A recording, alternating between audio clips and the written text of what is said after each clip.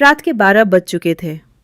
भाई ने धीरे से मेरे कमरे का दरवाज़ा खोला और अंदर आकर मुझे सोता हुआ देखकर अंदर से दरवाजे की कड़ी लगा दी। मैं भी सोने का नाटक ही कर रही थी। कमरे में हम दोनों के सिवा और कोई भी नहीं था। मुझे अच्छे से मालूम था कि मेरा भाई आधी रात को मेरे कमरे में किस लिए आया है। मैं भी बिस्तर पर आंख बंद करके ऐसी पड़ी थी जैसे बहुत ही गहरी नींद में हूं। उसके बाद जो भाई मेरे साथ करने वाला था वो मुझे मालूम था, पर मैं भी उसे रोकने की कोशिश नहीं करती थी। क्यों नहीं रोकती थी, इसका जवाब आपको कहानी में आगे मिलेगा। आखिर ये सब कैसे शुरू हुआ और भाई को सबसे ज्यादा मेरे में क्या पसंद था, पूरी कहानी जानने के बाद आपके होश उड़ जाएंगे कि कैसे उसने मुझे सिर्फ अपनी उंगली से। हेलो दोस्तों, मेरी उम्र 21 साल थी। मैं सेकेंड ईयर की स्टूडेंट थी। उन दिनों गर्मी शुरू हो चुकी थी, इसलिए हमें कॉलेज से छुट्टियां मिल गई थी। रोज की तरह आज भी पूरे घर की सफाई करने के बाद मैं अपने बिस्तर पर आराम कर रही थी। थकावट इतनी ज्यादा थी कि ऐसा लग रहा था जैसे पूरा बदन अकड़ गया हो। मैं अपने बिस्तर पर लेट सुकून पाने की कोशिश कर रही थी और हाथों से अपने सिर की मसाज कर रही थी। तभी मेरी एक साइकरा आवाज सुनकर मेरा भाई विकी बंद कमरे में आया और कहने लगा, क्या हुआ दीदी, तबीयत तो ठीक है? मैंने कहा, क्या बताऊं भाई, मम्मी सारा काम मेरे सर पे डालकर चली जाती है। कॉलेज की छुट्टियां क्या हुई, सारे घर की जिम्मेदारी मुझ पर आ गई है। ऊपर से मुलाजिम भी छुट्टी पर है, मुझसे नहीं होते ये घर के काम। मेरी बात सुनकर वो मेरे पास बैठ गया और कहने लगा, मेरी प्यारी बहन, कोई बात नहीं, मैं अब भी तुम्हारे लिए दूध लेकर आता हूँ, उसे पियोगी तो सुकून मिलेगा। विकी की बात सुनकर मैं मुस्कुरा दी और कहा, बस तुम खाना बाहर से ले आना, मैं थोड़ी देर सो जाऊंगी। इसके बाद वो वापस दूध लेकर आया। उसे देखकर मुझे उस पर बहुत प्यार आया। सच में दुनिया में बहुत कम ही ऐसे भाई होते हैं जो अपनी बहनों का इतना ख्याल रखते हैं। मैंने उसे ढेर सारी दुआएं दी और उसका लाया हुआ दूध पीने लगी। दूध पीने के बाद मैंने ग्लास एक साइड पर रखा और लेट गई। विकी कहने लगा, चलो मैं तुम्हारा सिर दबा देता हूँ, तुम आराम से सो जाओ। वो मेरे सिरहाने बैठ गया और अपने हाथों से मेरा सिर दबाने लगा। मुझे धीरे धीरे सुकून मिलने लगा और दर्द भी कम होने लगा। मैं आंखें मूंदकर सोने लगी और गहरी नींद में चली गई। मुझे पता ही नहीं चला कि घंटों तक मैं सोती रही। मेरी आंख मम्मी की आवाज़ से खुली। मैं हड़बड़ा कर उठी। सिर बुरी तरह बोझिल हो रहा था। घड़ी पर नज़र डाली तो रात के 10 बज रहे थे। मुझे एकदम झटका सा लगा। बड़ी अजीब बात थी कि पापा ऑफिस से वापस आ चुके थे। शायद थकावट की वजह से मुझे वक्त का एहसास ही नहीं हुआ। जैसे ही उठकर 2 कदम चली, मुझे चक्कर आ गए। आंखों के आगे अंधेरा छा गया। अगर दीवार का सहारा ना लिया होता तो यकीनन गिर जाती। फ्रेश होकर बाहर आई तो देखा खाने की टेबल पर सब मेरा ही इंतजार कर रहे थे। मैं जाकर आराम से कुर्सी पर बैठ गई। विकी मुझे देखकर मेरी प्लेट में खाना डालने लगा। फिर मम्मी से कहने लगा, मम्मी, ओन्नू पर काम का बोझ थोड़ा कम डाला करें। अगर ओन्नू नहीं आ रही है तो उसकी जगह किसी और को रख लें। ये बेचारी सारा दिन काम करके थक जाती है। देखें तो इसकी रंगत भी पीली पड़ चुकी है। मेरी हालत वाकई खराब हो चुकी थी। मैं बहुत थकी हुई महसूस कर रही थी। मम्मी और पापा दोनों ही जॉब करते थे, क्योंकि सिर्फ पापा की नौकरी से घर चलाना मुश्किल था।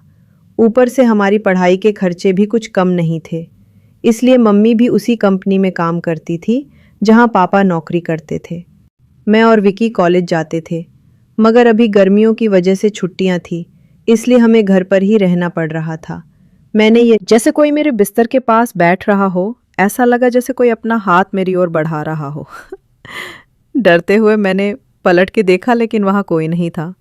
घबराहट के मारे मेरी सांसें तेज हो गई थी। मैंने तुरंत उठकर कमरे की लाइट ऑन की, दरवाज़ा खोलकर बाहर भी देखा मगर वहाँ भी कोई नहीं था। आज से पहले ऐसा कभी नहीं हुआ था जो अब हो रहा था। मुझे प्यास लगी तो मैं कमरे का दरवाज़ा खोलकर बाहर निकली।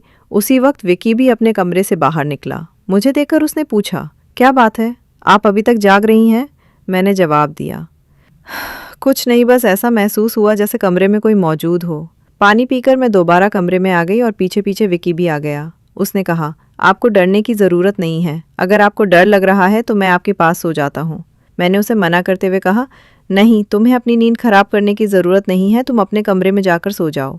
लेकिन वो ज़िद करने लगा, मैं आपको अकेला किसी भी हाल में नहीं छोड़ सकता, आपकी तबीयत खराब हो सकती है, मैं आपको तकलीफ़ में नहीं देख सकता, आप सो जाएं, मैं यहीं सो जाता हूँ। आखिरकार मैं बेड पर जाकर सो गई। उसने तकिया उठाया और सोफे पर रखकर वहीं सो गया। उस रात मुझे ऐसा महसूस हुआ जैसे कोई मेरे सिरहाने बैठकर मुझे बहुत देर तक देखता रहा हो। उसने मेरे बालों को सहलाया, मेरे चेहरे पर उंगलियां फेरी और मैं सुकून से सोती रही। ये सब मुझे एक सपने जैसा लग रहा था। अगली सुबह जब मैं उठी तो मेरा मूड बड़ा अजीब था, लेकिन जब मैंने अपने भाई पर गौर किया तो मैं हैरान रह गई। शुक्र था कि मैंने अपने जिस्म को दुपट्टे से ढक रखा था। मेरी कमीज़ बेतरतीब हो चुकी थी। मुझे हैरत हुई क्योंकि आज से पहले मैं कभी इस तरह इतनी गहरी नींद में नहीं सोई थी। आज मैं थोड़ी खुश भी महसूस कर रही थी, लेकिन इसकी वजह समझ नहीं आ रही थी। मैंने उससे पूछा तो उसने कहा, मैं तो रोज़ ही इतना खुश होता हूँ, जिसे आप जैसी बहन मिल जाए वो क्यों ना खुश हो। घर के सारे काम निपटाकर जब मैं बैठी तो विकी तेल लेकर मेरे पास आ गया। कहने लगा, आनू दीदी अपने बाल खोल लीजिए, मैं आपके सिर में मसाज कर देता हूँ। मुझे उसकी हरकतें अजीब लगने लगी। मैंने कहा, ये तुम्हारा काम नहीं है, जाओ अपने दोस्तों के साथ घूमो फिरो, मुझे मसाज की ज़रूरत नहीं है। मगर उसने मेरी बात नहीं मानी और खुद ही मेरे बालों से कैचर उतारते हुए कहने लगा, आप नखरे मत किया करें, किस्मत वालों को ही ऐसे भाई मिलते हैं। जब आपका भाई आपके खूबसूरत रेशमी बालों में मसाज करना चाहता है तो आपको क्या समस्या हो सकती है। आ जाइए, मैं आपके सिर की मसाज कर देता हूँ, आपको बहुत सुकून मिलेगा। वो मुझे उठाकर कमरे में ले गया। मैं बेड पर तकिया रखकर लेट गई। मेरे बाल बेड से नीचे लटक रहे थे। वो मेरे सिरहाने बैठकर मेरे बालों की मसाज करने लगा। विकी मुझसे 5 साल छोटा था, लेकिन मुझे नाम से ही बुलाता था। उसने कहा, आप इतनी प्यारी है कि आपको देखकर दिल करता है कि आप हमेशा इसी तरह मुस्कुराती रहे और मैं आपकी लाड उठाता रहूं। वो मेरे बालों की मसाज कर रहा था और उसके हाथों में जैसे जादू था। मुझे इतना अच्छा लग रहा था कि मैं धीरे धीरे नींद की वादियों में खोने लगी। तेल की खुशबू भी बहुत ज़बरदस्त थी। मैंने उससे पूछा, ये कौन सा तेल है? वो बोला, ये बहुत ही खास तेल है, खास आपके लिए। आपके जो इतने हसीन बाल हैं ना, ये उन्हीं बालों के लिए बना है। उसकी बातें बहुत प्यारी थी, हालांकि मैं समझ नहीं पा रही थी कि वो किस लहजे में बात कर रहा है। बहरहाल मसाज के दौरान ही मैं गहरी नींद में खो गई। कुछ देर बाद जब मेरी आँख खुली तो मेरा पूरा बदन दर्द से टूट रहा था। ऐसा लग रहा था जैसे मेरी टांगों पर बहुत ज़्यादा वजन रखा गया हो। पूरे बदन में दर्द सरक रहा था। मैं धीरे धीरे उठकर बैठी और आसपास देखने लगी। मेरी हालत अजीब थी। जब मैंने खुद पर गौर किया तो देखा कि मैं पूरी तरह भीगी हुई थी, जैसे किसी ने मुझे नहला दिया हो। मेरे कपड़े गीले थे, पंखा बंद था और कमरे में गर्मी थी। ये सब क्या हो रहा था? बड़ी मुश्किल से मैं बेड से उठी, मुझे चक्कर आ रहे थे, चलना मुश्किल हो रहा था, मैं अपनी हालत समझ नहीं पा रही थी। ऐसा क्यों लग रहा था कि मैंने सोया नहीं बल्कि कोई भारी मेहनत वाला काम किया हो।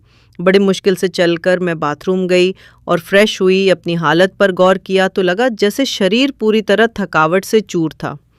जब मैं कमरे से बाहर निकली तो मुझे फुसफुसाने की आवाज़ें सुनाई दी। ऐसा लग रहा था जैसे कोई किसी से बात कर रहा हो। घर में मेरे और विकी के अलावा कोई नहीं था, फिर वो किससे बात कर रहा था? मैं पहले किचन में पानी पीने गई, मगर तब तक वो फुसफुसाहट रुक चुकी थी। मैं किचन के दरवाजे के पास खड़ी थी जब मैंने बैठक से किसी को निकलते देखा। उसके हाथ में काफ़ी पैसे थे, जिन्हें देखकर वो मुस्कुरा रहा था। ये देखकर मेरे माथे पर बल पड़ गए। अगले ही पल उसकी नज़र मुझ पर पड़ी। मुझे देखकर उसने कहा, अन्नू आप उठ गई? मैं उसकी तरफ धीरे धीरे चलकर गई। वो हड़बड़ाकर पैसों को अपनी पैंट की जेब में डालने लगा, मगर मैंने उसका हाथ पकड़कर उन पैसों को सामने लाकर पूछा, इतने पैसे तुम्हारे पास कहाँ से आए? वो नज़रें झुका चुका था। धीरे से कहने लगा, आप प्लीज़ पापा को मत बताना। मैं ताज्जुब में थी कि उसने ये पैसे पापा को क्यों नहीं दिए। मैंने सख्ती से पूछा तो वो सहम गया। उसने कहा, ये पैसे तो पापा के एक दोस्त ने कई साल पुराने कर्ज के रूप में लौटाए थे। मैंने सोचा था कि इनसे मोबाइल खरीद लूँगा, लेकिन उसने पैसे मुझे थमा दिए। मैंने उसे डांटते हुए कहा, हाँ तुमने अच्छा किया, घर के हालात देखो किस कदर खराब हैं। हमारे माँ बाप दोनों नौकरी कर रहे हैं और तुम मोबाइल खरीदने की बात कर रहे हो। वो शर्मिंदा हो गया। मैं से कहा, उसी रात मैंने वह पैसे पापा को दे दिए। उस रात विक्की मुझसे कोई बात नहीं कर सका और जल्दी सोने चला गया। अगले दिन मैं किचन में काम कर रही थी जब विक्की अपने दोस्तों के साथ घर में दाखिल हुआ। मैं यह देखकर हैरान थी कि वह अपने दोस्तों को सीधा लाउंज में ले आया था। उस वक्त मैं दुपट्टा उतारकर बर्तन धो रही थी। जैसे ही वे सब हंसते हुए अंदर आए, मैंने तुरंत दुपट्टा ओढ़ लिया। मैंने उसे समझाने की कोशिश की, ये क्या तरीका है? तुम जानते हो इस वक्त मम्मी पापा घर पर नहीं हैं, फिर भी तुम इन लोगों को घर ले आए हो। विक्की तनक कर बोला, ये मेरा घर है। जब आपको मेरा ख्याल नहीं है तो मैं आपका ख्याल क्यों करूं? अच्छा खाना तैयार करो, ये मेरे बहुत खास दोस्त हैं। वह मुझसे काफ़ी नाराज़ लग रहा था, मगर अब मैं क्या करती? खाना तो बनाना ही था। मैं उसके दोस्तों के लिए खाना बनाने लगी। तभी वह बोला, खाना परोसने भी तुम खुद ही आओगी? विक्की का यह रवैया मुझे हैरान कर रहा था। छोटी सी बात पर वह इतना कैसे बदल सकता था? मैंने खाना टेबल पर लगा दिया। मैंने गौर किया कि उसके दोस्त बार बार मुझे घूर रहे थे।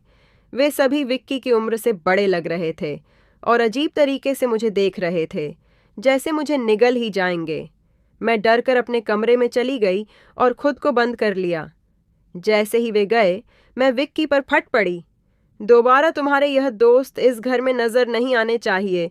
मगर वह अगले ही पल मेरे गाल थाम कर कहने लगा, इतना गुस्सा कहाँ से आता है?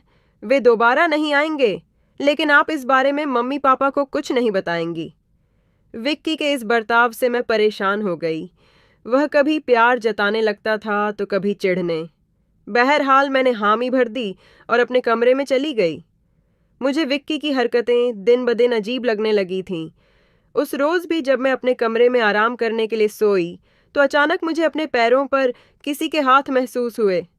मैंने चौंक कर आंखें खोली तो देखा कि विक्की मेरे पैरों को अपनी गोद में रखकर मसाज कर रहा था।